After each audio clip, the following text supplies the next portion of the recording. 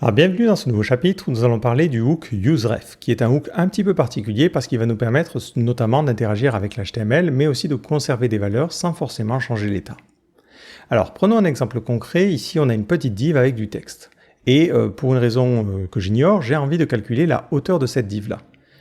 Donc là je suis un petit peu embêté parce que depuis le début, ce que l'on a vu, c'est que c'est React qui gère un petit peu l'HTML pour nous et on n'a pas forcément moyen d'interagir avec les éléments nativement. Et c'est là que le useRef intervient. Donc useRef s'utilise de la manière suivante, on va sauvegarder le résultat dans une variable, nous on va l'appeler ref, et on va utiliser le hook useRef. Dans ce hook-là, on va lui donner une valeur initiale.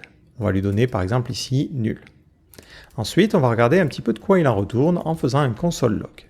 Si on regarde au niveau de notre console, on se retrouve avec un objet qui a une propriété courante et la valeur associée. Vu que c'est un objet qui a une propriété, l'avantage c'est qu'on va pouvoir modifier son contenu à un moment donné. Par exemple, je peux lui dire ici, lorsque tu cliques, j'ai envie que tu fasses un ref.courante et que tu changes la valeur pour mettre hello.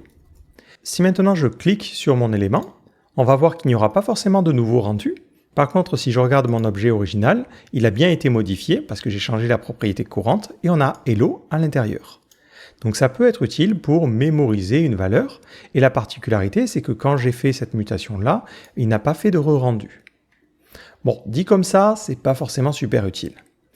Par contre, là où ça peut être intéressant, c'est qu'on peut l'utiliser pour sauvegarder la référence vers un élément HTML. Pour cela, les éléments HTML, ils vont avoir un attribut supplémentaire qui est l'attribut ref. C'est un attribut qui est injecté par React et on peut lui passer une ref. Donc moi, je vais lui passer mon objet qui est donc à une clé courante qui vaut nul. Si je sauvegarde, et je vais laisser mon console log sinon je ne pourrai pas observer l'objet, on va voir qu'à l'intérieur de cet objet-là, il a sauvegardé maintenant la div. Et j'ai accès à l'élément original en HTML. Donc ce que je peux faire par exemple, c'est faire ici un petit useEffect, lui dire je ne mets rien en dépendance parce que je veux qu'il fasse ça après le premier rendu et ça sera tout. Et je vais lui dire est-ce que tu peux m'afficher le ref.courante, ce qui sera du coup plus nul à ce moment-là, mais qui aura comme valeur la div. Et j'aimerais bien récupérer l'offset 8. Et ça va me donner la hauteur de mon élément, ici 96. Donc le useRef, de manière générale, va être utile pour créer un objet qui a une clé courante, qui va être attaché à mon composant. Et ensuite, je peux modifier des choses à l'intérieur. Petite particularité, je peux utiliser l'attribut ref sur n'importe quel élément HTML au niveau du JSX, et automatiquement, ça permettra de sauvegarder dans la clé courante l'élément HTML, élément auquel je pourrais faire référence dans des useEffects par exemple. Attention, si vous utilisiez ce code de cette manière-là, ça ne vous donnerait pas forcément la bonne valeur, parce que lorsque vous allez faire un ref.courante, ça va vous donner nul. Et vous voyez que là, il vous sort bien une erreur. Donc si jamais vous voulez faire référence à un élément HTML, il faudra bien penser à plutôt le faire dans le useEffect. Attendre que le composant ait été rendu, qu'il ait mis bien la div dans l'HTML, pour ensuite pouvoir vous renvoyer une référence.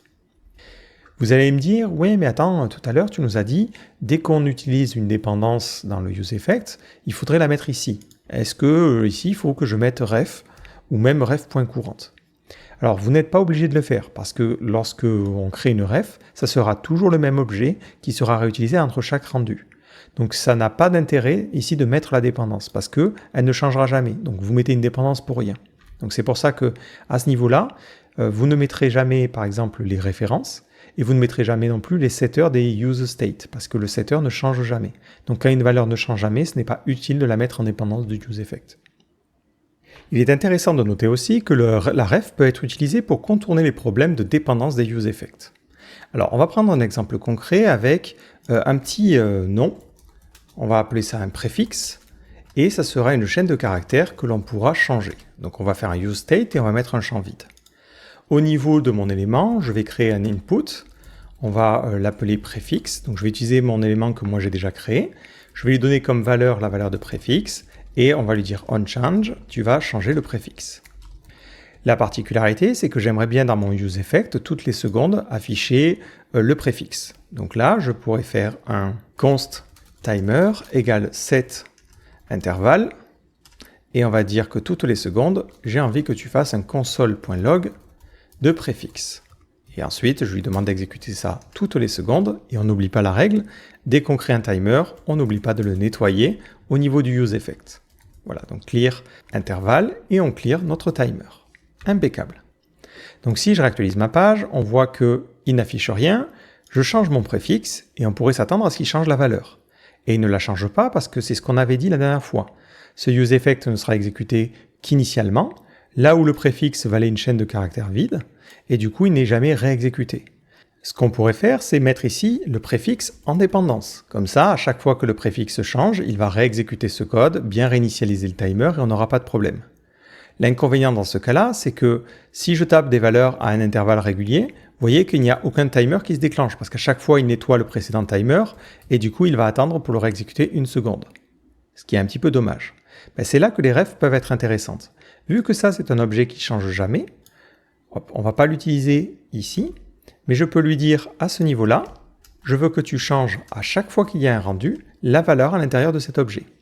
Donc là, plutôt que de l'appeler ref, on va l'appeler préfixe ref. Et je vais lui dire ici, dans préfixe ref, qui ne change jamais, je veux que tu mettes la valeur courante, et je veux que tu mettes la valeur du préfixe pour le rendu qui a été fait à ce moment-là.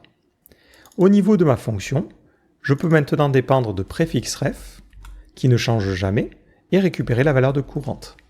Ça me permet d'avoir un timer qui est de toute façon lancé qu'une seule fois, mais qui peut malgré tout accéder à une valeur qui est modifiée plus tard, parce qu'on a une mutation de cet objet-là. Si on essaie de refaire un essai maintenant, donc on a le timer qui va s'exécuter, si je commence à taper des choses, on voit qu'il va quand même, au bout d'1 seconde, afficher l'état de mon champ à l'instant T. Et ça fonctionne correctement. Pour ceux qui se posent la question, vous pouvez imaginer que le useRef, finalement, ça fonctionne un peu comme un useMemo, où vous diriez, bon dans ce useMemo, je crée un courant qui est nul, et ensuite je lui dis, il n'y a aucune dépendance. Comme ça, il est créé qu'une seule fois au début de la vie du composant, et il ne change jamais. Ah, par contre, attention, là, il faut que je mette une parenthèse, sinon il ne fait pas le return automatique. Si je fais ça, ça va donner le même résultat. C'est vraiment le même principe. Cette variable-là ne change jamais tout le long de la vie du composant, et en fait on la mute au fur et à mesure pour pouvoir faire persister de l'information entre les différents rendus sans forcément faire appel à un état. Alors j'avoue que je vous donne ici tous les cas d'utilisation pour que vous sachiez dans quelle situation on va les utiliser. Au début, il est vrai que vous n'allez utiliser les refs que pour faire référence à des éléments HTML. Et c'est essentiellement la principale utilisation que vous allez faire. Mais on le verra quand on parlera de la mémorisation des composants, les refs vont être un outil qui va se révéler assez intéressant pour permettre de faire référence à des variables qui changent sans forcément changer ce qui tourne autour, comme c'est le cas ici, par exemple pour notre timer. Enfin, dernière petite remarque, le useRef, il est propre à chaque composant. Si vous avez plusieurs fois un composant qui est utilisé, c'est chaque version du composant qui aura sa propre version. Ils ne partageront pas la même référence. Alors maintenant, on va faire un autre petit point. Qu'est-ce qui se passe si on veut utiliser une ref sur un élément qui n'est pas un élément HTML standard? Alors nous, on va s'imaginer ici qu'on repart sur notre principe de base et j'ai envie de pouvoir passer la ref à mon input pour pouvoir accéder à l'input qui se situe réellement à l'intérieur ici.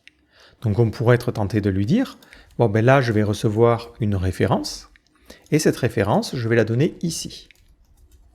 Et ce que je vais faire à ce niveau-là, je vais faire un petit console.log de ma référence. Si je viens maintenant dans mon app.jsx et que je lui passe mon objet ref ici, et que je lui retire un petit peu ces informations-là, hop. Si je réactualise la page, on obtient une petite erreur. Si je remonte, on me dit « Input ref is not a prop. Trying to access it will result in undefined. » Si je descends un petit peu, je me retrouve avec undefined. Alors qu'on pourrait se dire « Ouais, mais c'est bizarre. Là, j'ai passé une référence qui est normalement un objet qui contient courante. » Je peux m'en assurer ici en faisant un console log. Et à ce niveau-là, on a bien notre objet qui a une propriété courante qui est undefined. Pourtant, c'est comme si cette propriété-là n'était pas passée au composant enfant. C'est normal, dans le cadre de React, les références fonctionnent un petit peu différemment qu'une propriété standard. Et vous ne pouvez pas l'utiliser de cette manière-là. Une manière dérivée de l'utiliser, c'est de ne pas nommer cette propriété ref. Vous pouvez par exemple l'appeler input_ref. Si vous faites ça, vous allez ici lui passer l'input_ref. Et à ce niveau-là, vous allez lui passer l'input_ref. Dans ce cas-là, React ne râlera pas et il n'y aura aucun souci. Si je regarde dans mon input.jsx et que je regarde l'input_ref, donc là on va mettre input, vous allez bien voir que j'ai bien mon objet courant qui est à undefined, mais si je le déplie, à l'intérieur, j'ai mon input. Et pareil, au niveau de mon application, si je regarde la valeur que j'ai dans ma référence, j'ai bien mon input aussi. Nommer les refs de cette manière-là peut être intéressant parce qu'on peut s'imaginer que vous avez envie d'en envoyer plusieurs. Vous pouvez par exemple, ici, vous imaginez que vous allez avoir un wrapper ref qui permettrait d'envoyer une ref pour récupérer la div et par exemple un label ref pour avoir une référence vers l'élément qui sert de label. Et ça permet comme ça au composant parent de choisir sur quoi il peut se brancher. Soit il se branche sur rien et dans ce cas-là il n'envoie aucune ref, soit il peut récupérer un élément en particulier pour pouvoir effectuer un traitement particulier, comme par exemple récupérer la hauteur ou je ne sais quoi d'autre. Et dans ce cas-là, il faudra mettre des refs un petit peu partout. Sachant que si une ref est undefined, ça ne lui pose aucun problème. Il considère que c'est undefined, donc on ne traque rien, ça ne génère pas d'erreur et vous n'aurez aucun problème. Donc ça c'est une première manière de faire les choses, donc en utilisant des propriétés qui ont un nom différent. Cependant, vous avez aussi la possibilité de quand même faire en sorte que votre input puisse recevoir une ref standard. Dans ce cas-là, lorsque vous déclarez votre composant, il faudra le déclarer différemment. Déjà, on va changer de syntaxe. On va mettre export const input. C'est une fonction qui va s'appeler input. On va retirer les différentes propriétés ici, hop, et cette fonction-là, qui permet de déclarer notre composant, on va l'entourer d'une fonction qui va s'appeler forward ref. Et ensuite, à l'intérieur de ce forward ref, on va déclarer notre fonction input. La particularité, c'est que du coup, cette fonction, en plus des propriétés, elle recevra un second paramètre qui sera la ref. Ref que je pourrais du coup utiliser à ce niveau-là. Je vais enlever les autres vu qu'elles ne servent plus. Donc ça ne change rien au niveau du fonctionnement de votre composant. Il faudra juste penser à importer forward ref ici. Ça provient de React. Si je réactualise, il n'y a pas de souci, notre composant continue à fonctionner de manière traditionnelle, si ce n'est qu'il râle parce que onChange n'est pas utilisé. Mais voilà, notre composant fonctionne, et si je regarde un peu ce que j'ai au niveau de ref, il va me dire ici que c'est nul. Maintenant, imaginons que le composant parent passe justement une ref à l'input. Donc là, je lui passe ma ref originale. Dans ce cas-là, en second paramètre de ma fonction, je recevrai bien ma ref ici qui a comme valeur courante à undefined. Et du coup, vu que je l'ai assigné à l'input, si je regarde au niveau de mon application, ma ref va bien contenir mon input. Donc si vous voulez qu'un composant se comporte un peu comme un composant HTML standard, vous pouvez utiliser ce forward ref. Dans ce cas-là, à l'intérieur du forward ref, vous devrez mettre le code de votre composant, mais qui prendra un second paramètre qui sera la ref. Et ça permettra au système de fonctionner et d'accepter une ref. Donc il faut bien retenir ça, ref est une propriété un petit peu spéciale, et si vous voulez la faire fonctionner classiquement, il faudra utiliser cette syntaxe-là. Elle est un peu bizarre, je le sais, mais voilà comment on fait. Alors maintenant, on peut se demander pourquoi j'ai écrit ça de cette manière-là. Pourquoi j'ai pas simplement utilisé une fonction fléchée pour faire mon code ici. Ça, c'est essentiellement pour m'aider en fait à débugger. Si j'essaie de regarder au niveau de ma console, j'ai installé l'extension développeur de React donc au début de cette formation et on a une partie Components. Cette partie Components, elle va vous montrer la structure de votre application au niveau de React. Donc on voit bien qu'on a notre composant application et là on a un composant qui s'appelle Anonymous. Il s'appelle Anonymous parce que ici on a utilisé une fonction fléchée qui n'a pas de nom. Vu qu'elle n'a pas de nom, React en invente un pour nous. Donc le problème, c'est que c'est difficile de s'y retrouver. Quand on voit Anonymous, on ne sait pas tout de suite que c'est notre composant input. Alors que si je crée une fonction input à ce niveau-là, alors lui, il va automatiquement la nommer, je crois, input2 parce qu'il y a un conflit ici de nommage, mais au moins je sais que ça fait référence à mon élément input. Donc avoir une fonction nommée permet d'avoir un nom, et ce nom permet de retrouver plus facilement nos composants au niveau de la console. Il y a une autre manière pour faire les choses, si on choisit de quand même garder cette fonction fléchée, vous avez la possibilité de changer le nom du composant en faisant un input.displayName et vous pouvez mettre n'importe quelle chaîne de caractères que vous voulez. Par exemple, si je l'appelle inputComponent, dans ce cas-là, au niveau du rendu, ça s'appellera inputComponent. Donc moi j'aime bien mettre une fonction qui a un nom parce que ça m'évite de rajouter cette ligne un petit peu plus bas, mais sinon c'est une autre manière de faire les choses. Un displayName permet d'avoir un nom particulier dans la console et de plus facilement retrouver notre élément. Et là, on a fait le tour de la notion de ref. Alors, ce qu'il faut retenir, c'est que useRef, c'est quelque chose qui nous permet d'avoir un objet qui va être unique et persister tout au long du cycle de vie de notre composant, qui aura une clé courante dans laquelle on va pouvoir assigner une valeur. Ces références peuvent notamment être utilisées sur un élément pour pouvoir le récupérer. Donc si on utilise l'attribut ref, ça nous permet d'avoir la référence vers la div pour pouvoir ensuite la manipuler. Donc ça fonctionne nativement sur les éléments HTML standard, par contre sur les composants personnalisés, ça ne fonctionnera pas. Vous avez alors deux choix, soit vous entourez votre composant personnalisé d'un forward ref pour qu'il accepte une référence et ensuite vous la câblez cette référence à un élément en particulier, soit vous utilisez des propriétés qui ont des noms différents pour pouvoir cibler différents éléments au niveau de votre composant, comme on l'a vu avec input-ref, label-ref, et ainsi de suite, ainsi de suite. Donc ce sont deux approches qui sont viables pour le problème. Attention lorsque vous utilisez des forward ref à bien utiliser un nom pour vos fonctions pour pouvoir les retrouver plus facilement au niveau de votre panneau de composants dans le debugger. Enfin, une dernière petite remarque. Lorsque vous branchez votre référence à un élément HTML et que cet élément est supprimé, par exemple ici j'ai imaginé que si on tape quelque chose dans le champ, je retire cette div là, automatiquement la référence prendra comme valeur nulle. Si je vous montre un exemple concret, je tape quelque chose ici, on voit que la valeur courante c'était une div, mais dès que je tape quelque chose, ça reprend la valeur nulle. Donc de manière générale, dans une ref, lorsque vous comptez lui assigner un élément HTML, je vous conseille de mettre comme valeur initiale nulle et de bien vérifier dans vos useEffects par exemple, si on voulait calculer la hauteur, de bien vérifier que cette valeur-là n'est pas nulle et de dire if ref.courante, dans ce cas-là je fais la logique. Attention vraiment avec les refs, vu qu'on ne prévoit pas trop ce qu'il peut y avoir à l'intérieur, à bien mettre des conditions au risque de temps en temps d'avoir des problèmes. Mais voilà pour cette partie-là. Donc je vous propose dans le nouveau chapitre de nous arrêter sur la découverte des hooks. Il y en a encore quelques-uns, mais on ne va pas en apprendre de nouveau.